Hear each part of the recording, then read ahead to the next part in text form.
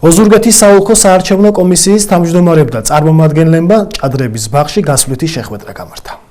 ვესაუბრებით ამ მომრჩევლებს. ეს საარჩევნო ადმინისტრაციის ახალი ინიციატივაა, რომელიც საქართველოს მასშტაბით საოლქო საარჩევნო კომისიების მოსახლეობასთან შეხვედრებს ითვალისწინებს.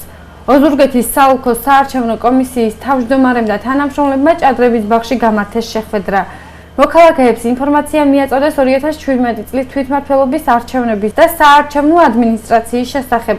დაურიგეს საინფორმაციო ბარათები თვითმმართველობის არჩევნების შესახებ.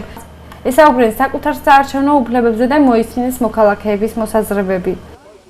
ჩვენ გვინდა უფრო ახლოს ვიყოთ ამ მომრჩეველთან, მეტი ინფორმაცია მივაწოდოთ ამ მომრჩეველს 2017 წლის გაცამართ არჩევნებისთვის, რაც შეიძლება მეტი ინფორმაცია მივცეთ, თუ როგორ შეიძლება ამ მომრჩეველმა გაიაროს რეგისტრაცია, გადაამოწმოს თავი საარჩევნო სიაში და ყველა იმ საარჩევნო პროცედურასთან დაკავშირებით, რომელზეც ამ მომრჩეველს კითხვა გაუჩნდება, ზუსტად იცოდეს ამ მომრჩეველმა თუ ვის უნდა მიმართოს.